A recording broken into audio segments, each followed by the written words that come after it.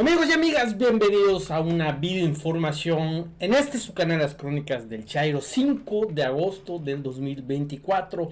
Quedaron como tontos todos estos periodistas, reporteros de Café Milenio, tratando de desvirtuar la política en el sector salud del actual gobierno del presidente Andrés Manuel López Obrador, con preguntas como: ¿cuándo nos vamos a convertir en Dinamarca?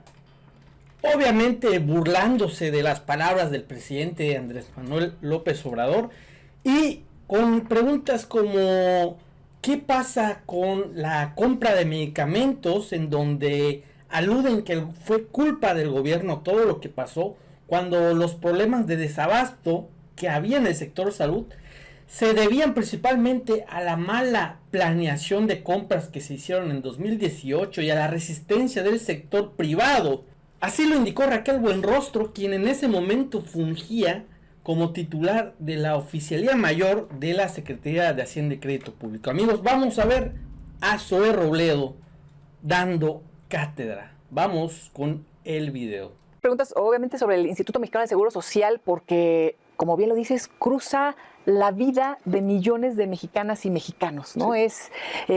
Todos tenemos, o muchas personas, una anécdota en relación al Seguro Social, buena o mala, en fin, ¿no? Sobre todo, creo que la demanda, no sé si ya esté cubierta, es parte de lo que se piensa con IMSS Bienestar, porque pues no somos, ¿qué? ¿Dinamarca o qué?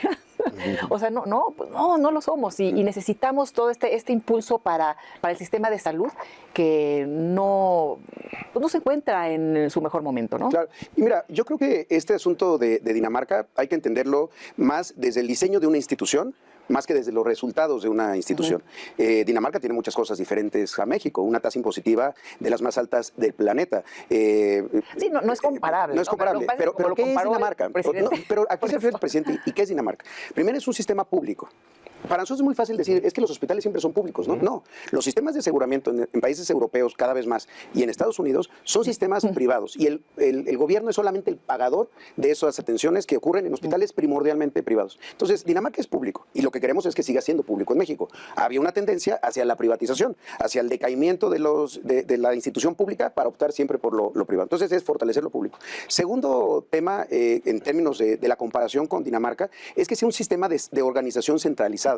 Dinamarca organiza su sistema en todo el resto del país desde el centro, no desde las entidades federativas en nuestro caso, que tenían transferencias nada más de recursos. Entonces, uno es público, otro es de planeación más centralizada y lo más importante, preventivo. El sistema de salud danés es fundamentalmente preventivo, pero con una prevención que ocurre en centros de salud, en el caso del IMSS, en unidades de medicina familiar, con un médico especialista que nunca debemos de olvidar, que se llama médico familiar. Esa es la base de cualquier sistema socializado.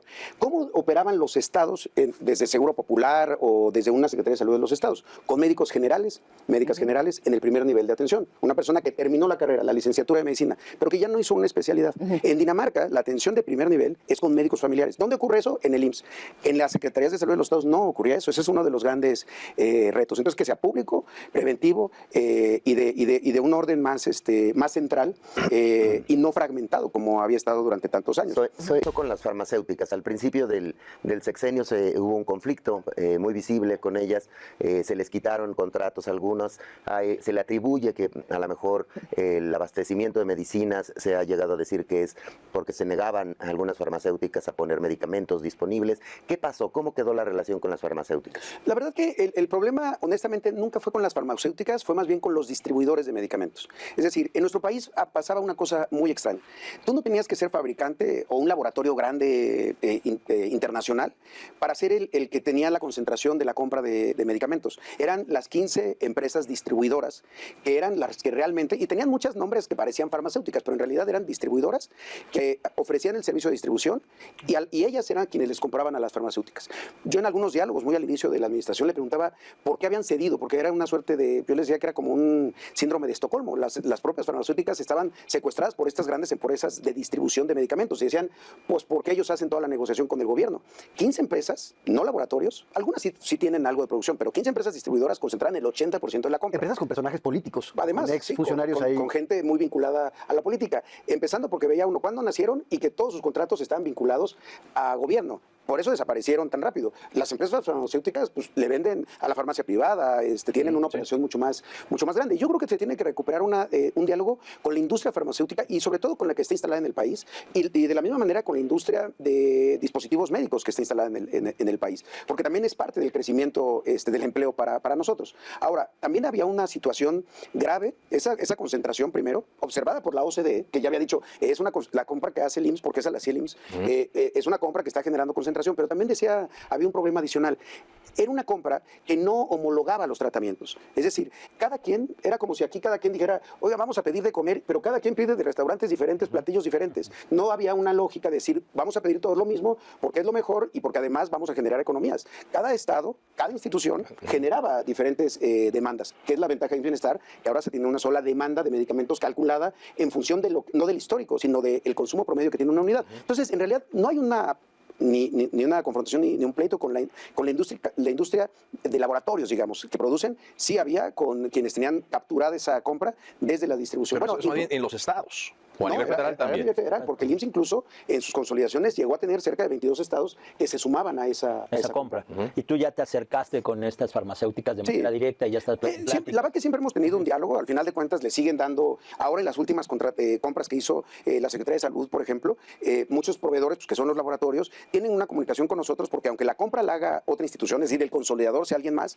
el IMSS es quien firma los contratos y tenemos un diálogo diario porque se le tiene que mandar órdenes de reposición para que digas, oye, en este hospital tengo inventarios de 3 meses, voy a necesitar dentro de 3 meses estos medicamentos. Pero sí, yo creo que hay un diálogo y que se tiene que seguir abriendo para mejorar estas condiciones bajo nuevas reglas también. Pero se tomaron decisiones apresuradas, ¿no? A la hora de buscar estas soluciones, cuando se corta, lo que decía Salvador, entre otras cosas, ¿no? Comprar muy rápido y muy caro medicamentos fuera del país, beneficiando a empresas extranjeras más que a las mexicanas. Esta idea de la megafarmacia también, que hasta una farmacia en la esquina de la colonia surte más recetas que la megafarmacia. O sea, sí hubo ahí como que la curva de aprendizaje costó. Bueno, a ver, hubo un primer esfuerzo que hizo la Oficialía Mayor, cuando incluso la Oficial Mayor era Raquel Buenrostro, que a mí me parece que es una de las grandes guías hacia el futuro. Porque ¿qué hicieron? Para un grupo terapéutico, lo pongo como ejemplo, antirretroviral, VIH, ¿no? Donde había ya protocolos, medicamentos nuevos en el mercado, pero que en las compras consolidadas había instituciones que seguían comprando, medicamentos de otra generación. Ellos lo que hicieron desde Oficialía Mayor fue identificar la demanda y empatar a todos en esa misma demanda para poder salir a comprar. Y fue de los primeros en donde se logró mantener un nivel de abasto. Incluso nosotros tenemos un portal solo de ese grupo terapéutico, donde todos los días estamos viendo cuántas recetas se surten, porque además son de factor vida, se tienen que estar surtiendo todo el tiempo. Y creo que fue un primer muy buen esfuerzo. Creo que con UNOPS la agencia no fue lo suficientemente transparente a la hora de decirnos, voy a poder tener problemas en esto y el otro. Y también el presidente en un momento tomó la decisión de decir, lo que compró UNOPS, que fue la mitad de lo que le habíamos encargado, que lo vuelva a comprar todo el sector. Y hubo ya otros procedimientos en donde hubo un aprendizaje mucho mejor. Sí creo que en muchos temas, por ejemplo, y uno de ellos es el abasto, la pandemia sí impactó también a todo el planeta en líneas de distribución. Hubo un día que llegamos con la noticia de que había habido un tifón en el sudeste asiático, y eso qué, es que de ahí viene la API, la sustancia activa de este medicamento, y van a bajar la provisión de los laboratorios para estos medicamentos, además eran patentes. Entonces, pero sí, creo que hubo aprendizajes buenos, malos, pero hoy se tiene una condición. Pero costó dinero y costó también, en algunos casos, retroceso en la salud. No sé si hasta vidas, como lo denunciaron los grupos que anduvieron protestando de los medicamentos. Desde luego que hubo problemas en cáncer, que fue de lo más notorio. Nosotros desde hace 3 años tenemos un diálogo todos los miércoles con las mamás y papás de niños con cáncer que se atienden en el IMSS. También Bienestar lo ha empezado a hacer para identificar diferentes temas. Hoy ya los temas son mucho más de temas de atención que de asuntos de se ha reducido, ¿no? Pero vaya, sí hubo un aprendizaje, fue duro, la pandemia también nos pegó, pero creo que en la lógica del fortalecimiento de lo público no se debe de ceder.